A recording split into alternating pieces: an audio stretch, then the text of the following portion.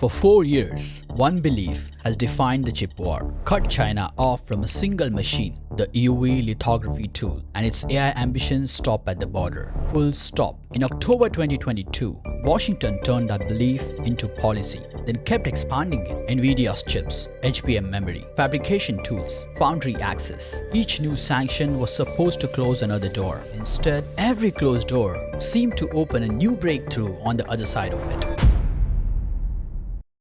By the end of this, you will understand how a chip maker with no license for most of the advanced tools in the industry is still shipping AI processors by the hundreds of thousands. This is the question everyone keeps asking. How did China get around those sanctions? That's a completely wrong question. Watch the pattern instead. Washington blocked EUV machine. China pushed decade-old DUV tools harder than anyone else thought. Washington blocked NVIDIA chips. Huawei builds its own accelerator, the Ascend line, from the scratch. Washington blocked foundry access at TSMC. Huawei started building its own fabs. Washington blocked equipment cells. A new company called SMIC appeared out of nowhere to build the tools instead. Then Washington blocked memory exports. A Huawei-linked memory maker called SUAE started building its own capacity instead. So what actually connects all of this? Every single time, the restriction didn't just get worked around, it changed what problem China's engineers were solving next. This wasn't one workaround anymore, it was an entire industry adapting under pressure, and every sanction changed the problem. So how do you take a tool built for one job and force it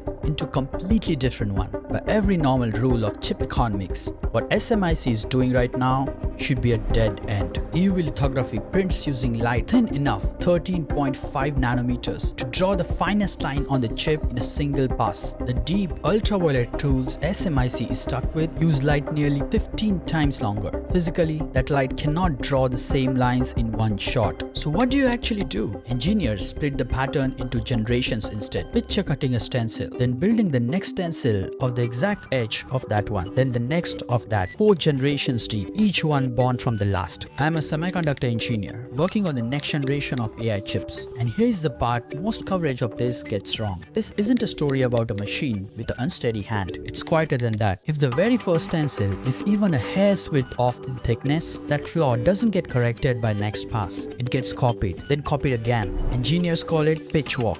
And by the 4th generation, the flaw thinner than a strand of a DNA can be a difference between a working chip and scrap silicon. So what does that actually cost? This shouldn't be sustainable. SMIC's most advanced chips reportedly run around 50% more expensive to build than TSMC's equivalent. Their yield sits at roughly a third of TSMC's on the same class of chip. That means 3 usable chips of a TSMC line, 1 of SMIC's. So why keep running a line that's expensive, that's unreliable? Because Huawei is targeting something remarkable this year anyway. 1.6 million. That's the number of AI chip dies Huawei is aiming to ship across its Ascend chip lines in 2026. Most of them coming from that exact expensive, failure-prone process. So was that backdoor the whole story? Not even close. For 2 years, most of the Ascend chips Huawei is actually shipped, mostly the earlier 19V generation, were not built by SMIC at all. Teardown analysts found most were TSMC dies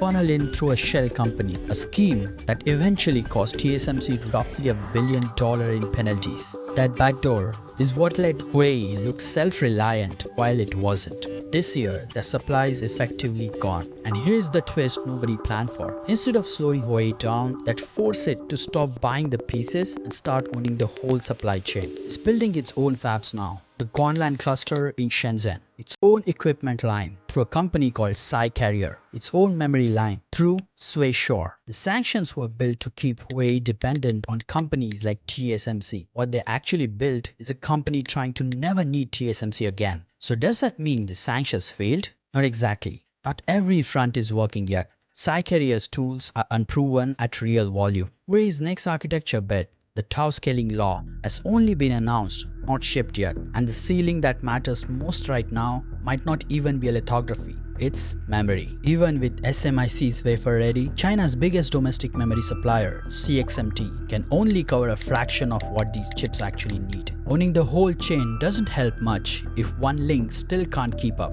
So which is it? Did the sanctions fail or succeed at something nobody intended? Maybe neither. For 4 years, every new restriction changed the problem China's engineers were solving. And every time the problem changed, the industry changed with it. That doesn't mean China hasn't caught up. It doesn't mean sanctions didn't work. It means the next breakthrough probably won't come from the bottleneck everyone is currently watching. It will come from whichever one nobody's sanctioned yet. If you want to see that one coming before it's a headline, that's what I track here. Subscribe for the insider view. Thank you. See you next week, guys.